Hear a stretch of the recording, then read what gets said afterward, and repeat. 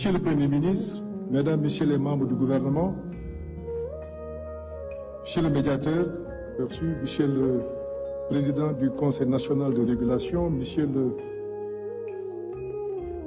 Président du facilitateur du dialogue, je vous salue. Mesdames, Messieurs, permettez-moi de saluer d'emblée l'initiative de ce dialogue national. Malgré les turbulences, elle est un geste d'ouverture à magnifier. Nous, opposition républicaine, y prenons part, non par naïveté, mais par fidélité à nos principes, par foi en l'avenir et par amour pour notre patrie. Oui, le climat est tendu. Oui, il y a des arrestations, des restrictions de liberté interpellent. Mais justement, plus le contexte est difficile, plus le dialogue devient une nécessité. Refuser de dialoguer, c'est entretenir l'impasse. Y prendre part, c'est assumer sa part de responsabilité devant la nation. Ce dialogue s'organise autour de 3 axes que nous partageons. Le premier est celui des libertés publiques. Mais que vaut une démocratie où on arrête des opposants, où des journalistes, des chroniqueurs sont convoqués, parfois détenus pour avoir fait le travail? Nous appelons à un pacte national de pacification politique fondé sur la libération des détenus politiques, l'indépendance des médias et des procédures judiciaires perçues comme justes et impartiales. Le second axe porte sur le système électoral. Donnons réalité au statut de l'opposition et de son chef. Donnons à la Sénat les moyens et l'indépendance qui s'imposent. Et sur l'inscription des jeunes, l'inscription automatique des jeunes majeurs au fichier électoral, nous estimons qu'une telle réforme aux implications profondes doit faire l'objet de consensus forts. Le troisième axe est la refonte institutionnelle. Il est temps de rendre nos institutions plus légitimes.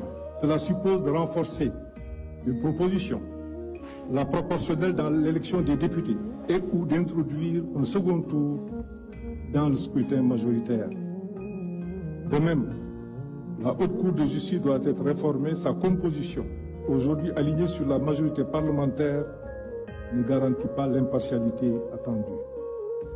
Au demeurant, n'oublions pas que c'est notre système démocratique actuel qui a permis les grandes alternances de notre histoire.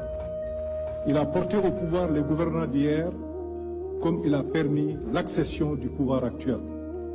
C'est un héritage précieux, fruit des luttes, des réformes, des sacrifices consentis au fil des décennies. Que l'on soit au pouvoir ou de l'opposition, nous devons ensemble préserver cet acquis. Mais au-delà des questions politiques, l'enjeu central de mon point de vue reste économique. C'est pour cela que j'avais souhaité et proposé l'inscription de cette question à l'ordre du jour du présent dialogue. J'espère et souhaite vivement une mobilisation de tous les acteurs autour de ce sujet. Le Sénégal fait actuellement face à des pertes d'emploi, une dette croissante et une situation budgétaire préoccupante sur fond de vulnérabilité externe. On peut ne pas s'entendre sur les causes, mais il faut qu'on s'accorde sur les solutions.